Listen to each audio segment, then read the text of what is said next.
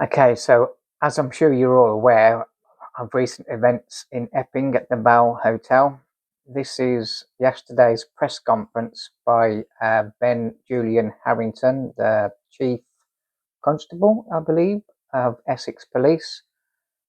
Let's see what he had to say. Comment and to try and criticise, or indeed to examine that operation. We made 10 arrests. The reports initially said that they didn't bring anyone to the hotel, but your colleague seems to suggest that that had happened after footage emerged. You set the record straight then. Was Stuart wrong when he said that? Under the law of this country as it stands, people have the freedom to assembly and to freedom of speech. So your officers did bring people towards that? So obviously he doesn't want to answer the question that was set to him. Listen to my answer. There is a duty upon policing to allow people to exercise their rights of assembly and protest. That's the right of this country, under the Human Rights Act. That is true. Under Article 11, I believe, it is everyone's right of assembly and to peacefully protest.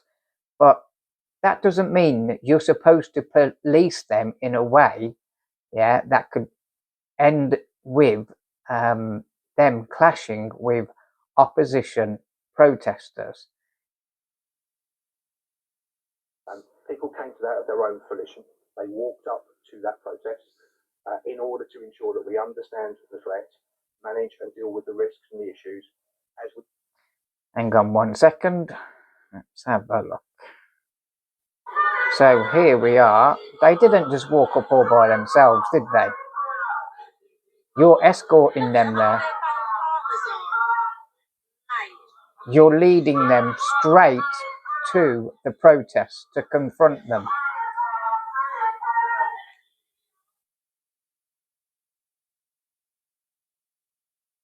Outside the hotel, as we did in the high street, we had officers there and they would have walked alongside to make sure that they understand and intervene and prevent and detect crime. That's what happened, that's what the photos show, and that's what we did. Is there no thought about keeping the groups further away from...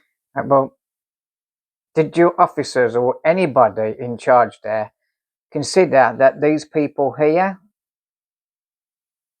wearing masks, doing gun signs with their hands, may be out for trouble?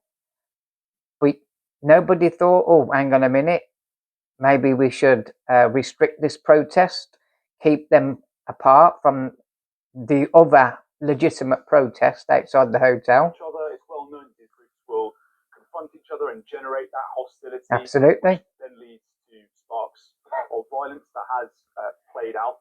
Is that a regret from your force that you didn't keep them further apart?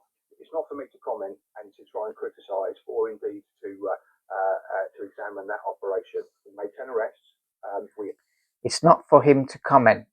He's the Chief Constable, head of all operations in Essex. Of course it's your job to comment or criticise, or certainly look into what happened. Just say, we will look into what happened and what went wrong. Managed to ensure that those who, as I said at the beginning, lawful and legitimate, were there peacefully protesting. Here we go again, the lawful and legitimate protests. Yes, we've heard all about this. We'll come on to that right now, actually, because here's a gentleman. By displaying sign or writing that is likely to cause harassment, alarm, or distress. I'm wearing a sign which says trans flag. Now, he is exercising his right to legitimate protest. It's Montgomery Toms for all those who can't quite see it. He's demonstrating his right to protest. What happens to him? Demonstration at great lengths equals mental illness, which is greatly the case. That's why young people have been mutilated. That's why young people have been. That's why the Tavistock Clinic was closed down for mutilating young people. I'm now going to be searched. Apparently I'm provoking, apparently what I'm doing is harmful. I've done nothing wrong. I've exercised my right to demonstrate. I've exercised my right to protest. I've exercised my inalienable rights. The UK used to be free. Do you remember those times? In lockdown, we didn't see that, did we? Well, it seems it's only free for one side, and that's those on the left. It's not free for anybody else. It's only free for all those who are in the woke brigade, basically. Well, that's seemingly how it looks, and you can't deny that. There's many more of those, and I want to stress that they were able to do that, and that's our priority around making sure that they can do that. And where people stepped across that line, where they committed and broke the law, they were arrested, and the court records will show. Obviously, you've got to protest within the law. It's like anything. We're all free to do whatever we want, but there's consequences if you break the law. You can say whatever you want, but if it goes into a hate speech and then you're breaking the law. It's the same as defaming somebody. You can defame somebody, but you've got to have the consequences. I don't condone anybody who goes to protests just to commit violence. That just kills the message completely.